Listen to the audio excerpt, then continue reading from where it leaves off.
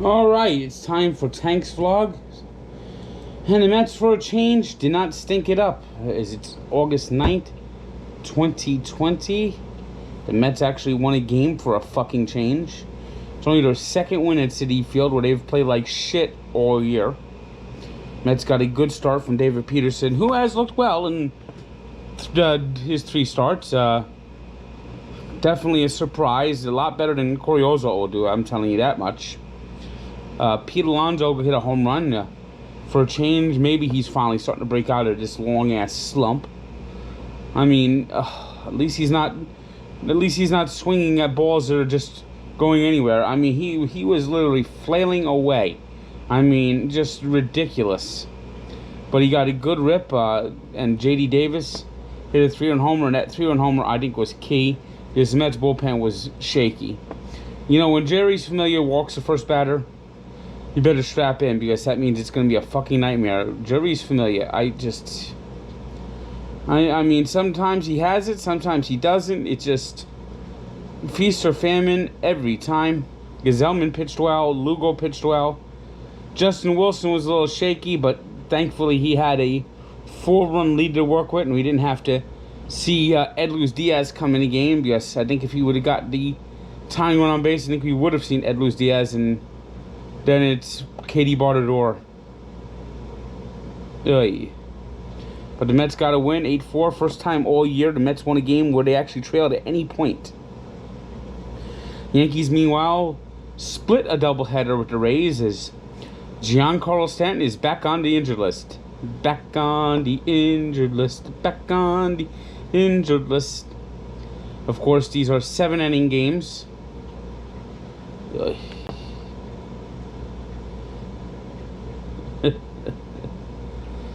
Rob Manfred, you suck. So the Mets the Yankees played a doubleheader. Garrett Cole was shaky in the first one, but the Yankees won 8-4.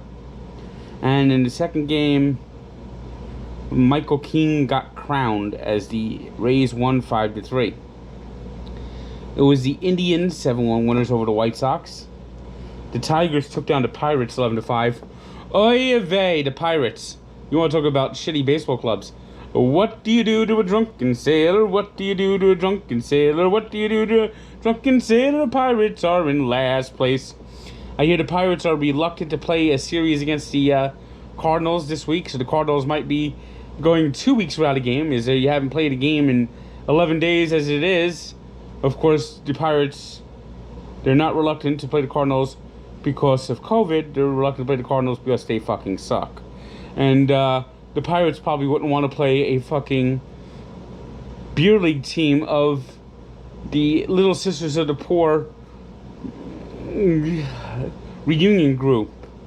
I mean, the Mahjong players could probably beat the Pirates right now in baseball. The A's, meanwhile, are flying high in first place, beating the Astros 11-4. Astros, boom, boom, boom, boom, boom, boom, boom. 6-8, isn't that great? You know, the Astros, when you don't know what's coming, you lose.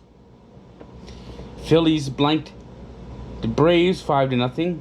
Orioles rallied to beat the Nationals 5-3. It was the Royals 9-6 winners over the Twins. The Rangers over the Angels 2-0. The Reds, they're rising all of a sudden, beat the Brewers 4-1. Brewers have yet to win a game at Miller Park. Blue Jays edged the Red Sox 2-1.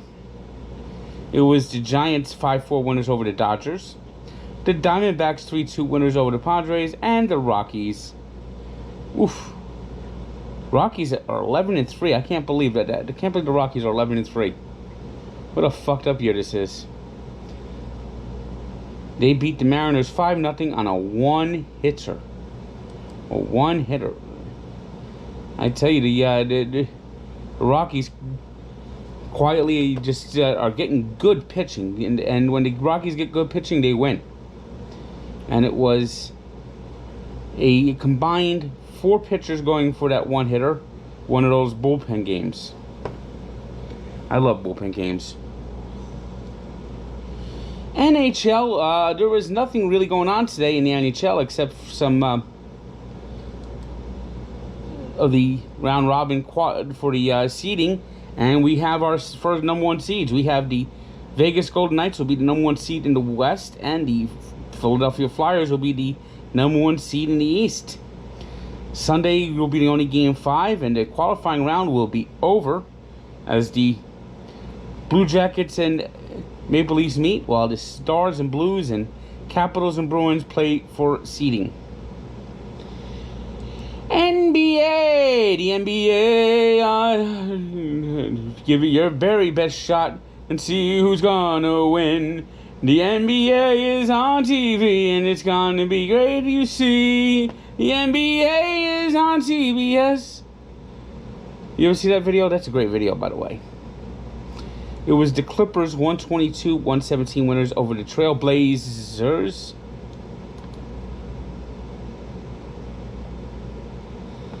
The Jazz and Nuggets went to double overtime with the Nuggets squeezing by 134-132. Pacers beat the suddenly struggling Lakers 116-111. The Suns over the Heat 119-112. And the Mavericks beat the Bucks 136-132. Final round of the PGA is on Sunday. We got some surprise leaders on top of that leaderboard. Of course, Dustin Johnson's not a surprise, but it's going to be interesting to see if Dustin Johnson could hold on to the lead. He's got a 1-stroke lead. Haotong Lee had a lead for a while, but he faded on the last few holes. But we got a tight race. We got 17 golfers within 4 strokes of the lead. So it promises to be an interesting late afternoon with it in San Francisco. That means the golf could be switched to prime time. Bryson DeChambeau is 3 strokes back. Xander Schauffele, who was my pick, is 4 strokes back. We got Scotty Scheffler is 1 stroke back with Cameron Champ. So those are the big surprises. Brooks Koepka is in the race with just 2 strokes back as he tries to get his 3rd straight PGA championship. So the first major should be interesting on Sunday, especially that we're going late afternoon into evening in San Francisco at Harding Park, a public course, by the way. Hopefully the Mets could win Sunday. DeGrom's on the mound, but you know how the Mets play when DeGrom's on the mound, and it's Sunday. You know the Mets on Sunday. Oh, the Mets on Sunday.